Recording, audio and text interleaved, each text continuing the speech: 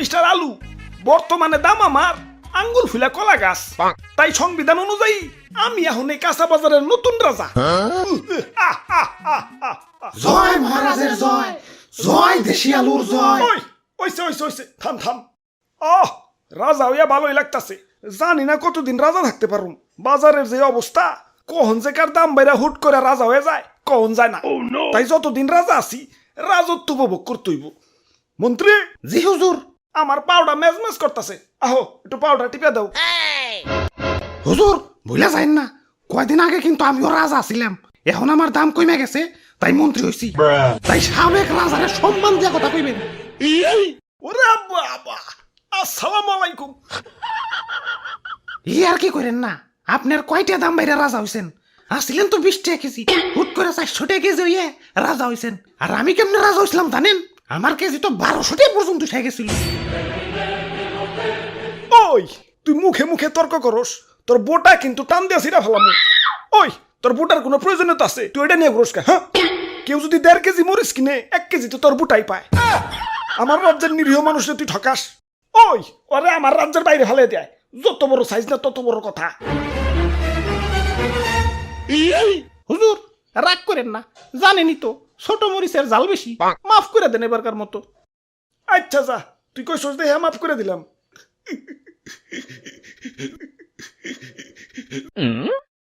ওই আমার অনেক অনেক ক্ষোভ আছে। আমার দাম যখন স্বাভাবিক আসিল, মানুষ আমার দাম দেয় নাই। যাতা তরকারির সাথে আমার রানছে। ডিম রানবো, আলু দাও। সিম রানবো, আলু দাও। ঘরে তরকারি নাই, আলু ভর্তা বানাও। একটু ইজ্জত আসিল না। গরুর মাংসের সাথে আমার রানলে তাও নিজের একটু বড় বড় মনে হইতো। কিন্তু একদল লোক আবার সেই মাংস থেকে আলু মালু সাইটে রেখে বাইসা বাইসা খালি মাংস খাইতো। এখন আমার সস্তা মনে করস ভালো কথা। এভাবে সাজিয়ে গুছিয়ে গরুর মাংসের সামনে আমার অপমান করার মানেটা কি? আমার কি কোনো আত্মসম্মান বোধ নাই? এখন দাম বাইরা রাজা হইছি, কিন্তু অতীত ভুলা যায় নাই। প্রতিশোধের লেলিহান অগ্নিশিখা এই রক্তে প্রবাহিত। যারা আমার দুঃসময়ে মাংসের তরকারি থেকে বাচ্চা বাচ্চা মারে সরিয়ে রাখছে, আমার অপমান করছে, ওদের আমি কাছে পাইলে ইস কি যে করমু, ওদের আমি শুলে জানাবো। চুপ, এত কথা কিসের? এটা কাঁচা বাজার, মাছের বাজার না। এমনিতেই সকাল থেকে কাস্টমার পাইতেছি না। ওরে বাপুরে, ইয়া কাস্টমার আইসা পড়ছি। ইয়া দেও এক পা কাঁচা মরিচ দেও। খারাও কাঁচা মরিচ দিবে, মাগার বুটা ফালিয়ে। কিরে এমন হাসতাছে কেঠায়? ওই স্বাগতম, আমার রাজ্যে তোমাকে স্বাগতম। ওরে বাপুরে, আলু দি কথা কয়। তোমার রাজ্য? তোমার রাজ্য মানে? হ, এই কাঁচা বাজারই আমার রাজ্য, আর এই রাজ্যের রাজা আমি। হ, আর কয়দিন আগে আমি রাজা ছিলাম। আর তার আগে আমি রাজা ছিলাম। ওরে বাপুরে, ইয়া তা তুমি কান্দো কেন? আর পিয়াজ যাত্রাই কেমন জানি। কাটাকুটির সময় কেউ আর হাসি মুখে কাটতে পারে না। কাজের বেটি থেকে জমিদারের বেটি সবাই আমার চোখের পানি ফেলতে ফেলতে কাটে। আমি আমার মায়া মানুষের কান্না সহ্য করতে পারি না। আরে কি কষ্ট। আচ্ছা বুঝলাম, তুমিও রাজা ছিলে, তুমিও রাজা ছিলে। বেগুন তোমার কি অবস্থা? আমি তো সব সময় রাজা, বুঝলে বুঝপাতা, না বুঝলে তেজপাতা। আচ্ছা যাই হোক, আমাকে 2 কেজি আলু দাও। আলুর দাম কিন্তু বাইরে গেছে। 1 কেজি চাচা 400 টাকা। 1 কেজি 400, তাহলে 2 কেজি।